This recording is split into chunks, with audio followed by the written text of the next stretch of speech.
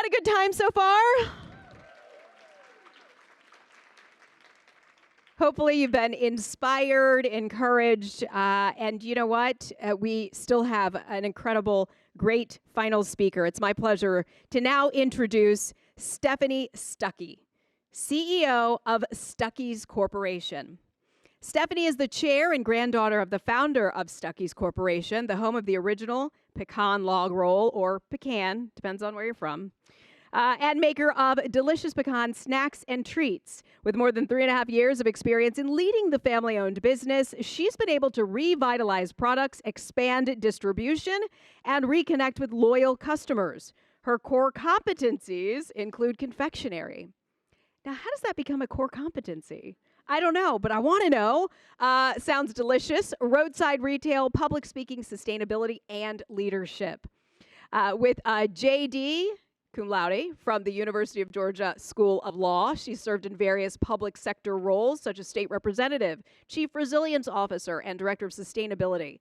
And she is passionate about restoring Stuckey's iconic brand while celebrating its nostalgia and charm. Ladies and our gentlemen friends, please help me welcome Stephanie Stuckey to the stage.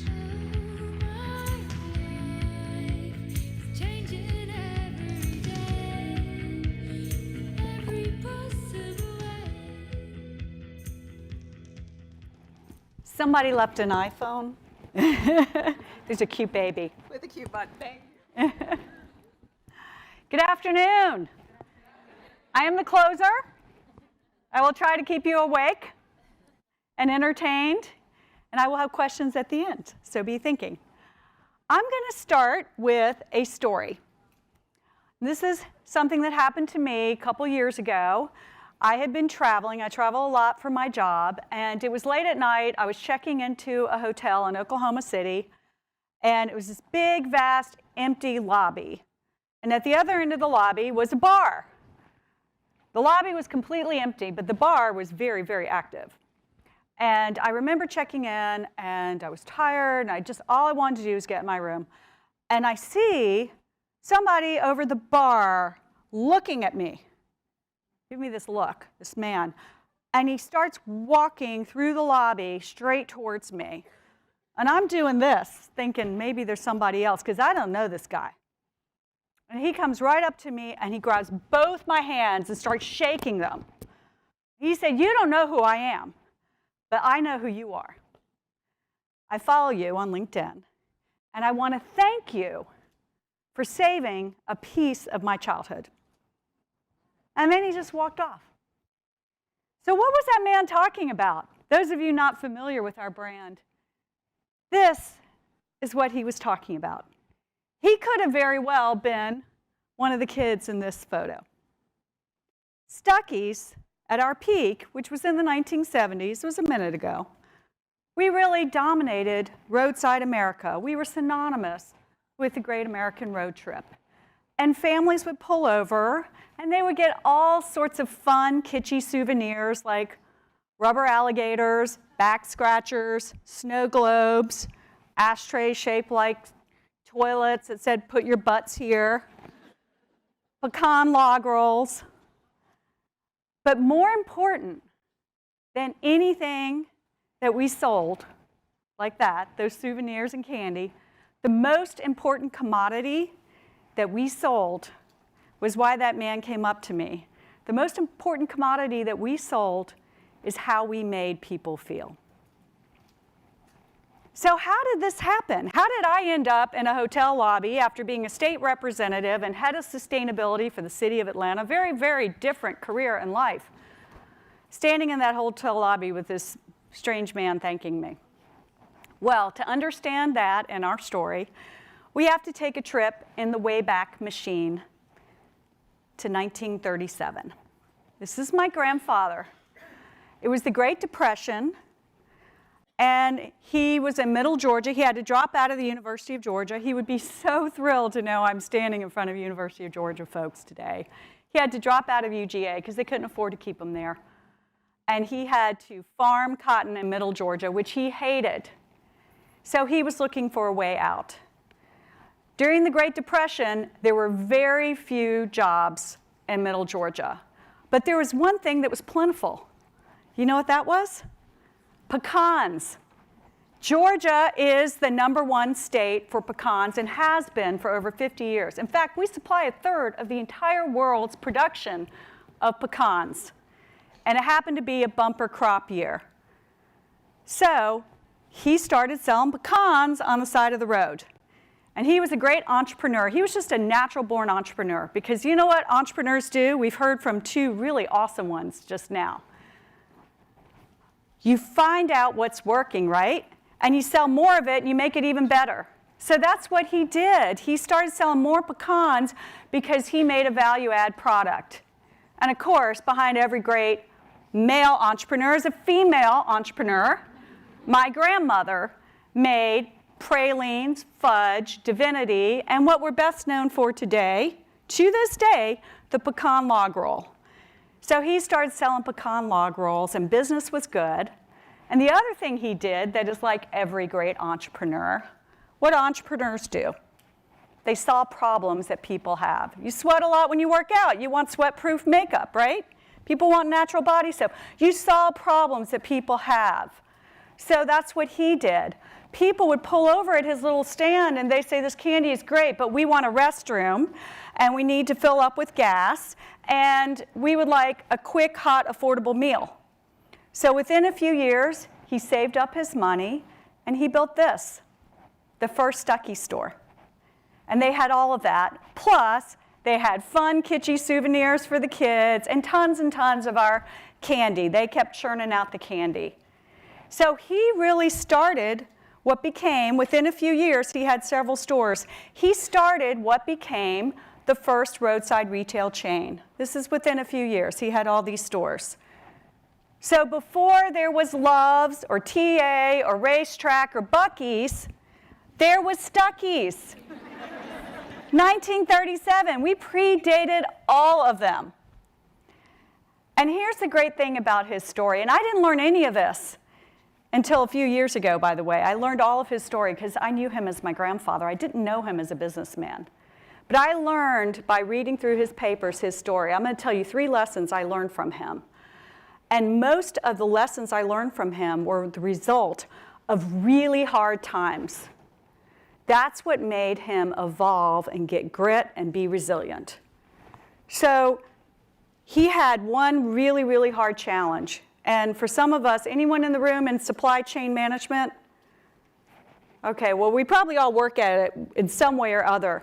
But for those especially in supply chain management, you will think this is the greatest innovation of all time. So sometimes things that are real setbacks for your business could be amazing innovations for other people. They come in the guise of innovation. But what was a huge setback and almost bankrupt him was this. The interstate highway system. In 1956, President Eisenhower has this great idea. We're going to have this network of roads that connect major cities across America, and we're going to get goods rapidly, efficiently, cost efficiently across America. That's awesome, except where did my grandfather build his stores? There was no interstate. We were on the Jefferson Highway, the Lincoln Highway, the Dixie Highway, Route 66. And so were hundreds and hundreds of other businesses. So this is what taking a road trip used to be like. I mean, I just want to throw myself in this photo. It looks like so much fun. You would pull over at night and you would sleep in, I'm sorry, this is politically incorrect, but they had wigwam motels. You would sleep in a wigwam. You would pull over to all these great little roadside diners that were shaped like giant coffee pots. This was just roadside Americana at its best. So all of these wonderful small businesses used to drive right through Main Street when you took a road trip. They were all bypassed, including my grandfather's stores. So we went from this when we took a road trip to this. How boring, right? Monotonous. You're in this asphalt highway for miles and miles and miles. So my grandfather was suddenly faced with all of his stores being bypassed and shuttered and going out of business. So you know what he did? I love this part of his story. I found this in his papers. He embraced the reality that change was coming. And he decided he was not only going to accept it, he was going to wholeheartedly embrace the fact that he was going to have to shutter all his stores and move to the interstate. And the great thing about his story is he found it beautiful. I love this postcard. Traveling on beautiful Interstate 80. I have been on I-80. I've been on I-85, I've been on I-95, I-16, I-20. It doesn't matter which interstate you're on. They all look the same. They all look, well, I can't get it to go backwards. It looks like the other image, only a little more modern. But he realized that what was really a setback, a major setback for him, was actually the most incredible opportunity, because here he could be the first on the interstate. And not only that, he could break the monotony of a road trip. So when he came along, you would take a road trip. I read a biography from that era, a man who grew up in Iowa, and he talked about taking road trips as a kid in the 1950s and the early 60s, and he said it was corn, corn, corn, corn, Stuckies. We broke the monotony. It was suddenly like this fun, wonderful place that made things interesting, and everything else was blah and monotonous. So he was really the only game around. And not only that, he used it as an incredible opportunity to modernize. Before the interstate came along, his store designs were all over the map, literally. He would have these box shapes and A-frames and whatever sort of store he could find. And suddenly he said, all right, I'm going to build a consistent design. It's going to have this beautiful sloped roof. When you walked inside, it looked like it was an upside-down ship hull, and they had chandeliers. For a convenience store on the interstate. It was just this amazing aha moment. He had these zigzag carports, and then he did something super smart. He went to Texaco, which is a petroleum company, and he went to them and he said, you're not on the interstate, I'm getting on the interstate. Let me be your exclusive provider on the interstate. And he did. They agreed, and he got a percentage of every gallon sold, which made him a millionaire. Not bad for a college dropout, right? So he took something that could have been so devastating and made it into a positive. And here's the other thing I love. He had consistency in the design and the quality of his stores, but the experience, which is something I'll keep coming back to, that was still special. So another LinkedIn follower sent me this photo of himself as a kid. And he was going to a Stuckey's in Southern California. Have any of y'all been to Southern California and had a date shake? That's what you get in Southern California. That's one of the #1 places in the world for growing dates. And if you pulled over to Stuckey's in Southern California, but only in Southern California, you could get a date shake. And if you pulled over at a Stuckey's in Florida, you would get fresh citrus and coconut statues and seashell wind chimes. So you would get a sense of belonging and place, and every store was an experience, and it was a connection with the culture. This is another one of my favorites. This was at a town in Illinois that had a bunch of immigrants, and they had a huge German Oktoberfest, so every year Stuckey's had an Oktoberfest, but only if you went to that Stuckey's. So the experience is what really mattered. Here's the second lesson I learned from him, and that is trust yourself. So he didn't have an MBA. He wasn't fortunate enough to be able to go to business school like most of y'all in the room. But he learned to trust himself and his own instincts, and that's what guided him. And all entrepreneurs, you have to start with believing in yourself before you can even believe in your product. You got to believe in your own innate abilities. And he did that. So this is one of my favorite stories about him. I call it my coffee story. People would often wonder how he was able to be so smart about selecting locations for his stores. They seemed to be just the right spot on the interstate and just the right distance apart from one another. You know how he did it? He would get a cup of coffee, and he would get in his car. He would start driving. Some of you may know where this is going. When nature called and he had to take a pit stop, that's where he would put his next Stuckey store. And when I heard that story, I thought, if I had only been with him on those road trips back then, there would be double the number of Stuckey stores today. But he trusted himself. Here's another quick story. People would tell me that they would always see him in the parking lots of Stuckey's counting cars. He would also look where the cars were coming from, what kind of cars were they vacationers, were they businessmen? If there weren't any cars, he'd get all the employees to go pull their cars around front so the place would look busy, so people would pull over. Like all of that, he was just constantly thinking about the customer experience and how can I make people feel special and welcome like they belonged. So that gets to the very final lesson I learned from him. And this is not the final lesson. If you only remember one thing I say today, it's this. Throughout his papers, when I bought the company, I got his papers. So throughout his papers, I saw over and over, every traveler is a friend. And I remember asking my father, what does that mean? And he said, well, that was your grandfather's saying. And he even had it framed on his desk. And then I learned that it was not just something he framed and looked at, it was something that he actually lived. And the best example of that is something I didn't learn until fairly recently when this movie, The Green Book, came out, is that Stuckey's was never segregated. And we were in the Deep South during the era of Jim Crow laws, where many, many places, especially on the interstate, were whites only.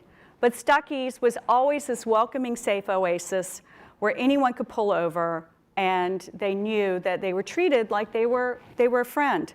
So if you see the movie The Green Book, yes, applaud that.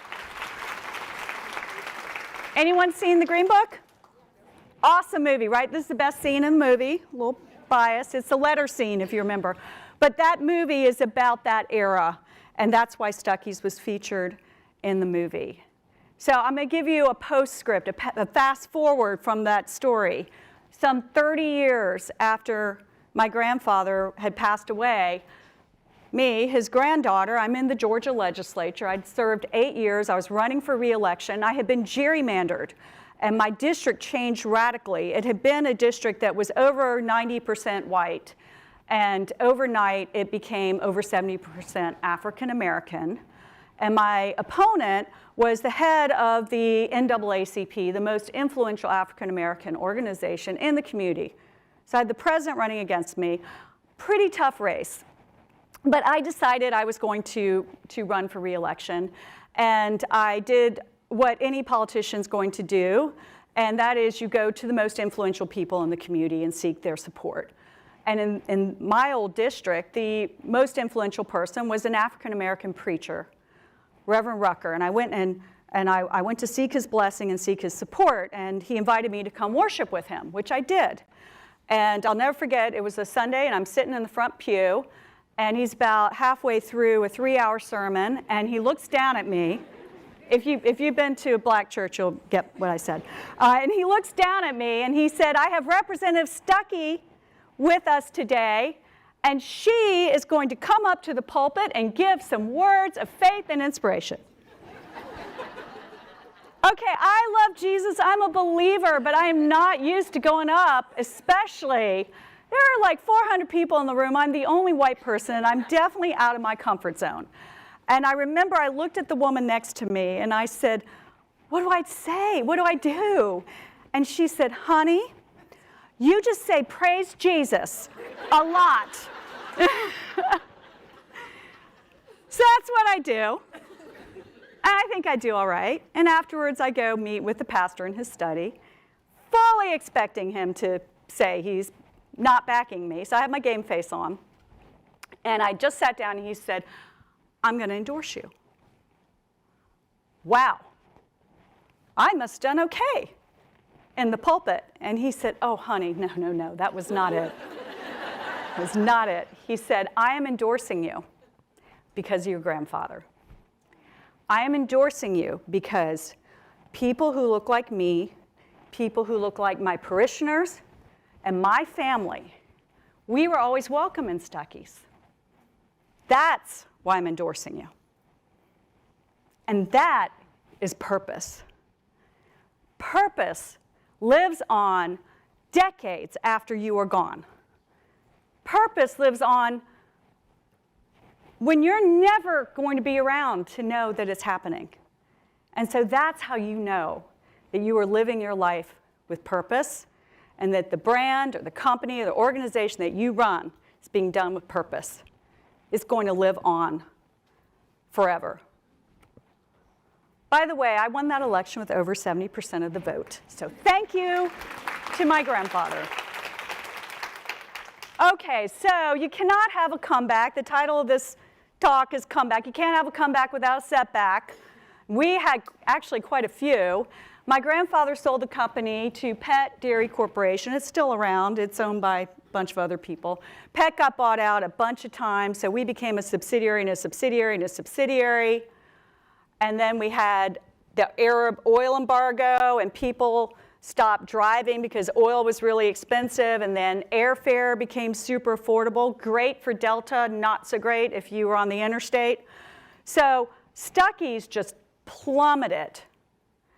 And so fast forward, decades and decades after my grandfather sold the company a year before I was born. So many, many, many decades later, 50 plus years later, I get the unexpected opportunity to buy Stuckey's. The last group of investors that had it, it was 6 figures in debt.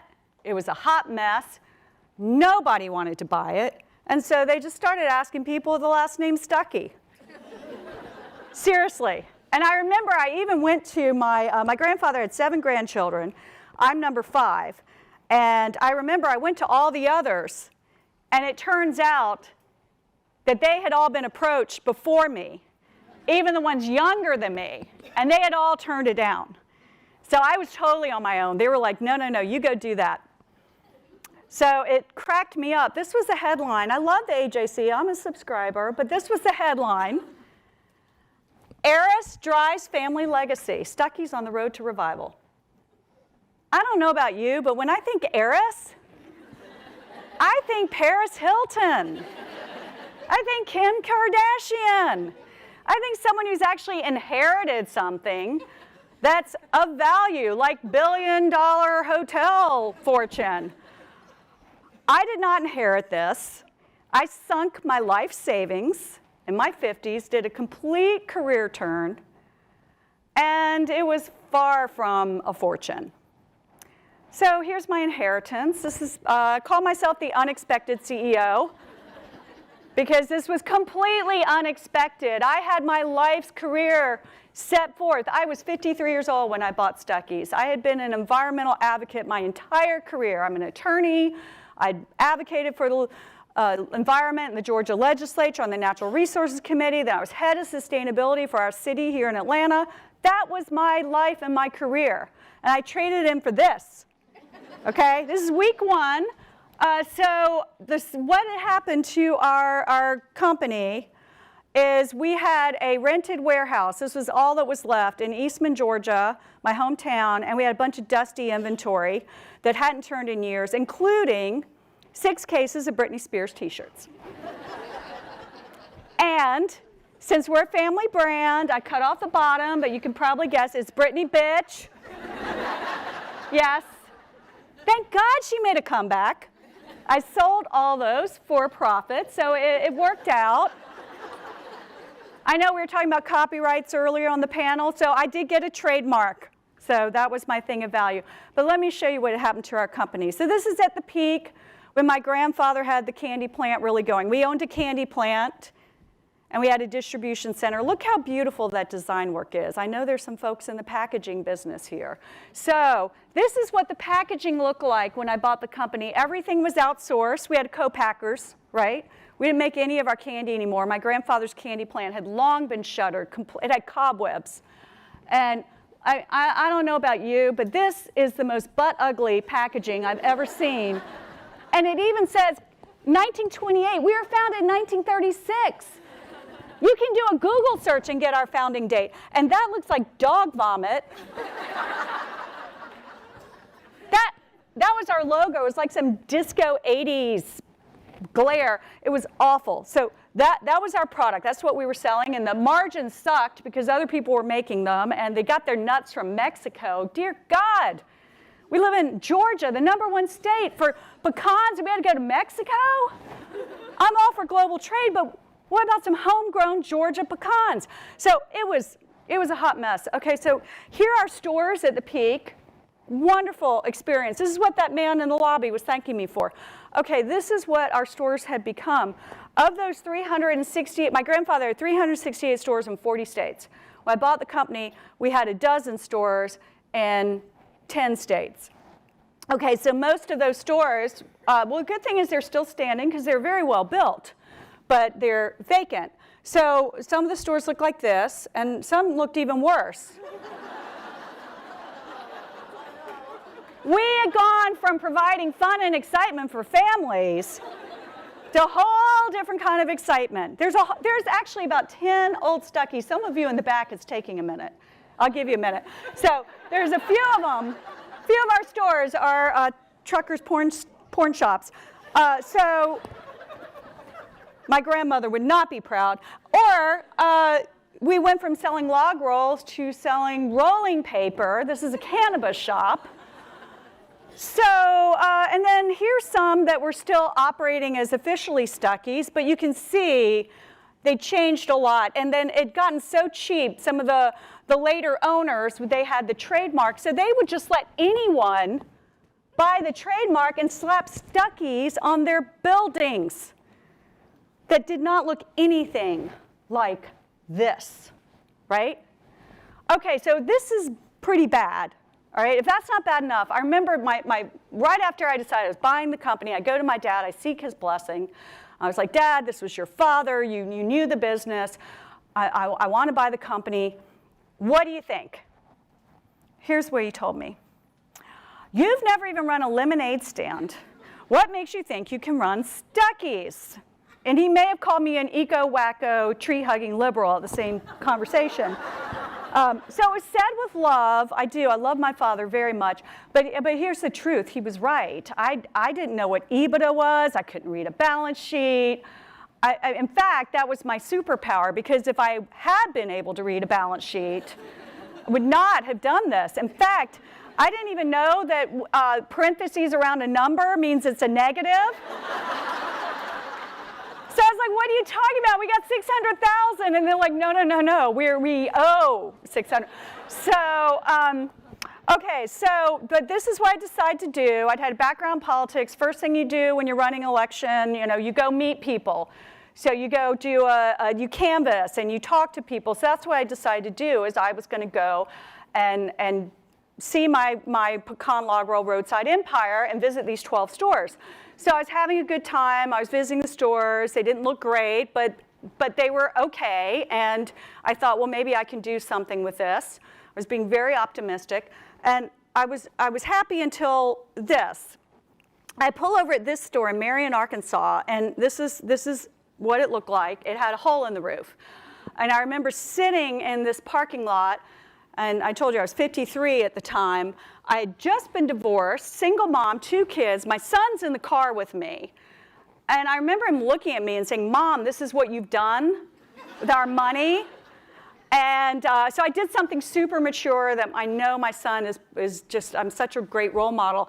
I just started crying. And then I thought, okay, I'm here. I've gone all this way to Arkansas. I drove 2 days to see this. So I've got to post something on social media, because I'm my own social media ambassador, because I can afford myself. So I'm like, okay, let me post something about this store, but how do I make it look halfway decent? So here's what I posted.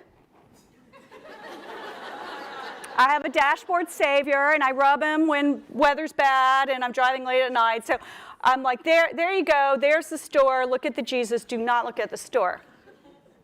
But I'm there, and I decide I'm going inside. I've come all this way. I'm going to see this store. And I walked inside, and you know what I saw? It was filled with people. And they were buying stuff. And I went to this man in line, and I said, why are you here? This store looks terrible. There's a hole in the roof. The gas pump's only one of the three work. This is not Buc-ee's with 160 pumps. This place is a disaster. And here's what he told me. It's a lot like the guy in the lobby. Maybe Stuckey's has seen better days, but I still remember what a special place it was, right? It was my grandfather. It was that, I called him Big Daddy. It was a Big Daddy mojo.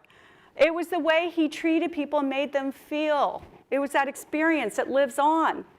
So maybe the store was a total wreck, but he still remembered that experience. So that moment gave me hope. But it also gave me something very concrete. And I learned from my grandfather's lesson that you have to embrace change and you have to embrace the reality of your situation. What was working about that store is that people were still buying product. So that was my aha moment. I decided we can get in the candy and the snack business, just like that's the way we started as a pecan stand in 1937, selling pecans and pecan candies and snacks on the side of the road. So maybe we only have 12 stores. By the way, we don't own or operate any of them, and only 4 of them look decent. So I don't have, unless anyone here today wants to give me about $10 million to run a successful franchise program, I decided here's what I can do. I can manufacture pecan snacks and candies. So I got an SBA loan. I got a business partner. We bought a manufacturing plant outside of Augusta, Georgia. And so we're back in the candy business, making our own product. By the way, 100% of our pecans come from Georgia farmers. 100%. Yep. Where are the packaging people? All right, so our new packaging, new design. I think it looks really good. So yes, you can still go to those 12 stores, but you can also go to any one of these stores now. So we've gone from those 12 stores to thousands of retailers all over the country, mostly in the Southeast. They're now carrying our product. And what I couldn't put on this slide is about 500 small independent mom and pop stores that now carry our product. And I just put these photos together. Yesterday, I was in Florida.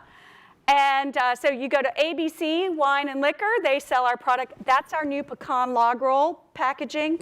By the way, you've got them all in your goodie bags, your swag bags. Yep. Feel free. I know it's like late afternoon. It's when I like my treat yourself sugar fix, my little moment. So feel free. Go ahead and open it up. The crinkling will not bother me at all. It sounds like applause to me. So please, help yourself. So I learned from my grandfather. Lesson number 1, embrace change, accept reality, but reality doesn't have to be awful. You can make reality what you want to make of it. So my reality is those stores have holes in the roof and don't look so great, but I can reinvent and revive the delicious pecan snacks and candies that my grandfather made. And for your DIYers, we are in every Hobby Lobby all over the country. You can also get some Pikachu hats. And be yourself, be authentic. So I didn't go to business school, but I do have a lot of skills. I'm now on a corporate board, which I just love. Bell's Department Store, if you go anywhere, they're all over the Southeast. B-E-A-L-L-S, it's pronounced Bell's. I'm on their board. I have 2 business partners. They're awesome, so I'm building a team. We've gone from less than 10 employees when I bought the company to, during peak season, we're at 100. We're at 75 full-time. And authentic for me is I enjoy really getting in the weeds and being part of a team and helping build something. So that's our distribution center, and that's making our hunky-dory snacks. And this is me talking to economic development companies and agencies, authorities all over the country, talking about how we're part of community building. And you know what? We're still a road tripping brand. So I still love taking road trips and visiting all of the stores that carry our product. And while I'm at it, I'm going to pull over at the world's largest peanut, which is in Ashburn, Georgia.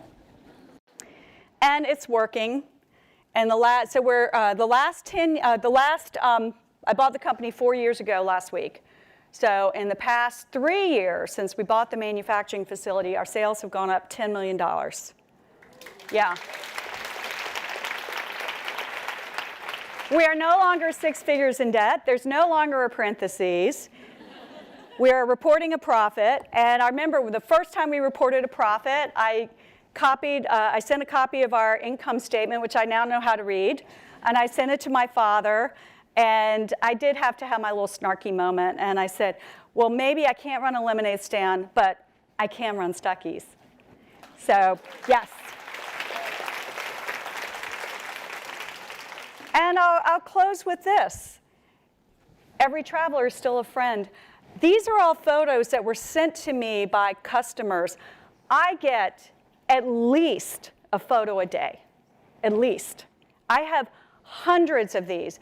People who pull over, and the great thing is, it's all ages. I mean, I'm getting young people. Of course, their parents usually with them.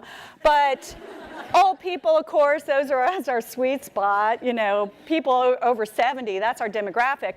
But we're all ages, families, all races, ethnicities. And they're discovering our brand, or they're rediscovering our brand. But like my grandfather, every traveler is a friend, right? Nothing meaningful is achieved without a sense of purpose. And the reason I'm standing here today is because Stuckey stood for something a lot more than pecan log rolls and rubber alligators. We stood for treating people with warmth and respect. And like my grandfather, we're all travelers through life. And you are all travelers along this journey, because now you've listened to my story. So I want to thank you for being fellow travelers in our journey and sharing in our comeback story. And that's what it's all about. Every traveler's a friend. Today, you are now my friend. And I want to thank you for your time. I want to thank you for your attention.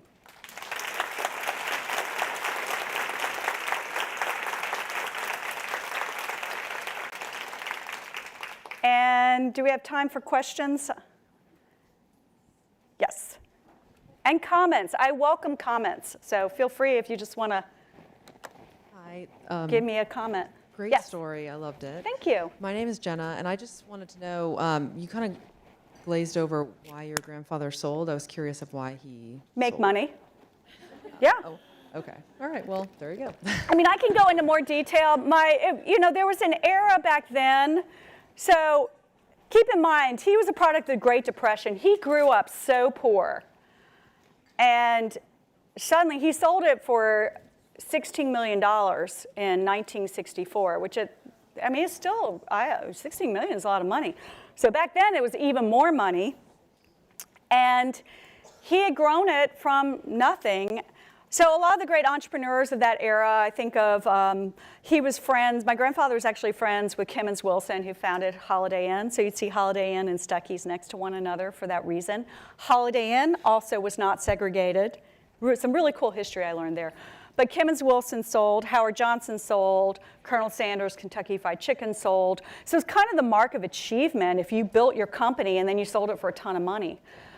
Here's a cautionary tale, though, and I know a lot of us probably think we're going to build these companies and then we'll sell them, we'll make a ton of money. That's a great strategy if you sell to the right person, right? Right terms, right price. And it seemed like a wonderful fit at first. My grandfather was made head of the Stuckey's division of Pet, and he thought, a position on the board. But then the CEO of Pet, who my grandfather was super close to, who was the grandson of the founder, who seemed very well ensconced, who was in his late 30s, all of it just seemed great. He died unexpectedly of a heart attack at age 44. So when he died, no disrespect to any accountants in the room, but they elevated the accountant, the CFO, to the CEO, and he wasn't looking at, he saw Stuckey's as this kitschy place on the side of the road that sold rubber alligators and pecan log rolls, and he didn't get it, and so he started closing the stores and selling them for real estate. My grandfather was ousted off the board, and my grandfather was distraught. He died very, very unhappy. So he did make a lot of money, but cautionary tale, like when you sell your brand, it's no longer your brand. And it could go great, or it could go really badly. We're lucky because it's very rare that a family loses their company and they get it back. We got ours back. How lucky are we, you know? I'm hoping that maybe there's some others out there who will read our story and say, all right, I'm gonna do that too. Although I talked to Colonel Sanders grandnephew, and there's no way they can afford Kentucky Fried Chicken. So it's a good thing Stuckey's was totally a dumpster fire because I could afford it. All right, anyone else? My name is Sravanthi Mecca. I am a first-generation American. My grandfather moved to Mississippi in 1968. I don't know why, but he was a marine biologist, so he was working in Ocean Springs. And when my parents moved here in the 70s, I remember when we were growing up in the 80s in Mississippi, Louisiana, Mississippi, the one thing that my grandfather would tell us was only stop at Stuckey's. And I'd ask him why, and he said, because it's the first place I was made to feel welcome. Because it was hard to find places that would let him use the restroom. Yeah. He wasn't black, he wasn't white, and he felt like he didn't fit anywhere. So Stuckey's was like one of the first places where he felt like he belonged. Is he still with us? He passed in 1990, but my grandmother just passed away last year. And when she was making one of her last road trips with us, I showed her some of the pictures on your social media, and she loved seeing that it was alive again. Well, if he was still around, I was going to send him a Stuckey's care package, but okay. Well, thank you for sharing that. And what country was he from? We're from India. Okay. So those dozen Stuckey stores, half of them are run by Indians. Yep. Indian Americans. They're Americans now. They are. Yeah. So very cool history, a lot of history there with convenience stores and Indians too. So.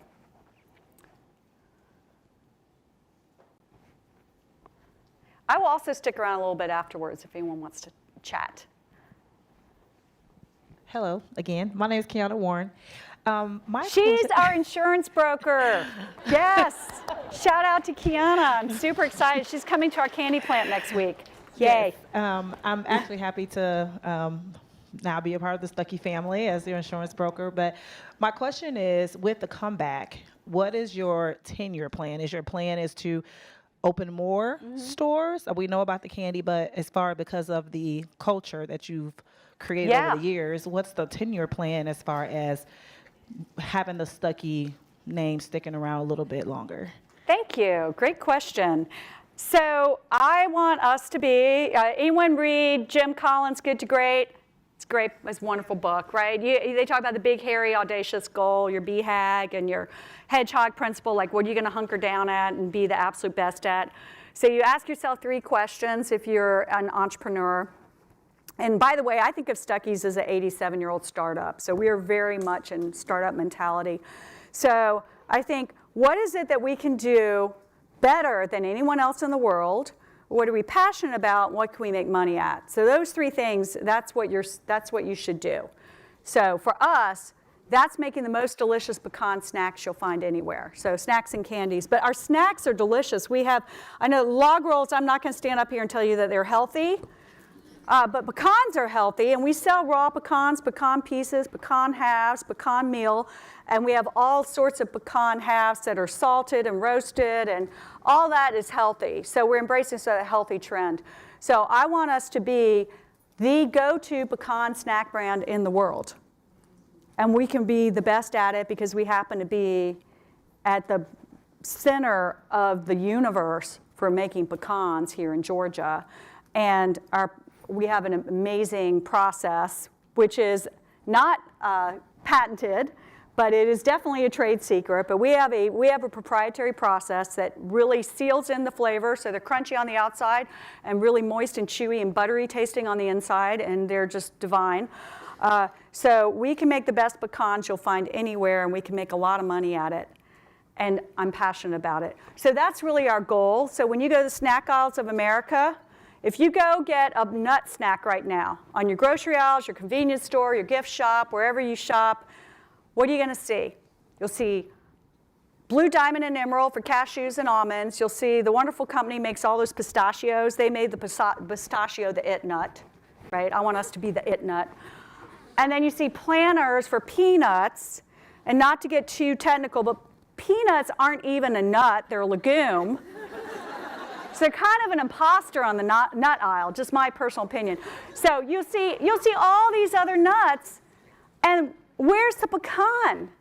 It is the only snack nut native to our country, and the pecan is fighting for space in a mixed nut bag along with a Brazil nut.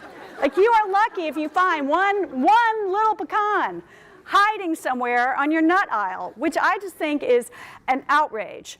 And so tomorrow's Veterans Day, let's be patriotic, and pecans are patriotic. So George Washington snacked on pecans at the Battle of Valley Forge. That is a true fact. Yes. So I know, I got a little off, but our goal is to be the go-to pecans. We want to be the go-to pecan snack brand in the world. And because the rest of the world doesn't make pecans, we should be the ones making it right here in Georgia, employing people and growing the brand. So that's what I want us to be. And then as we grow and as we make more money, then I would like to own and operate like 3 Stuckey stores that will just be such an homage to my grandfather. And they're going to be different from every other convenience store. They're going to be like my grandfather's stores that were an experience, that were fun. And he used to have talking mynah birds when you walked in, and he would have all these fun vending and amusement machines. It was just this oasis on the side of the road where everyone was happy. So I want to have like 3 of those stores. I want to own and operate them and not have anyone else own or operate them because they won't get our brand like we do, I do. And there'll be a showcase for our pecan snacks and candies. So hopefully in a few years, everyone will be like, oh my God, Stuckey's. We just love their snacks. That's my goal. Yeah. Hi, Stephanie. My name's Lori Agee. I'm with Everest Insurance, so would be happy to sell you some insurance. Okay. As are a number of our peers and competitors in the room. So, by the way, love your social media. So it's so fascinating, such a great story, and so I really encourage everybody in the room to follow her on LinkedIn, Instagram, all the social media outlets. Thank you. So I've been thinking throughout the day, this really comes to mind, perfectionism is the enemy of progress. And I feel like there's been some themes that has hit on it throughout the day. So as a recovering perfectionist and also a leader and people manager, how do you just kind of push through when you want to just basically kind of melt down and say, oh my gosh, everything's not perfect. How do we do this? How do we get this done? Oh, that's a great question, but I don't struggle with perfectionism. I never have. So my problem is a bit of the opposite. I'm kind of the slap dab it. So that's why I pair myself with perfectionist. So, you know, I love that y'all did the Strength Finder. That's something I've done the Strength Finder over the years, and it's shifted slightly, but pretty much my strengths are the same that they've been back when I first took the test in my 20s. So my strengths are not the same as my business partners, and my business partners are super detail-oriented, so I like pairing myself with them. But how we deal with that is there are some things that you absolutely cannot fudge and you can't skimp on. So I know there was a conversation about baby products and health care products and the certification with the FDA. So we're the same thing in the food world with the USDA and the State Department of Health, and we have an external certification for food safety, SQF certification. So some of that stuff you absolutely cannot skimp on. So I think it's important to recognize what is it that is so important you have to pay attention to the details. You can't skimp on a financial report, you can't skimp on food safety, worker safety, insurance coverage. We recently had a cybersecurity breach. We didn't have cybersecurity insurance. Now I know every one of you who's in insurance is now going to quote me. But that's good. That's what we're here for. We're here to network. I would much rather work with one of y'all than, you know, some company that we're not familiar with. So anyway, there's some things you can't skimp on, but also think about some of the things that really you can, and don't get so obsessed. Don't let the perfect be the enemy of the good. Right? And then here's what I really like to tell myself. This may not work for most of you, but I just say, it's just candy. I just don't get so, I don't sweat it. All right, it's just candy. We're in the candy business. We're in the sweets business. We're in the making people happy with food business. So I just try to just put things in perspective, and just, when all else fails, the most important thing that I do that's very, very practical is I take a walk.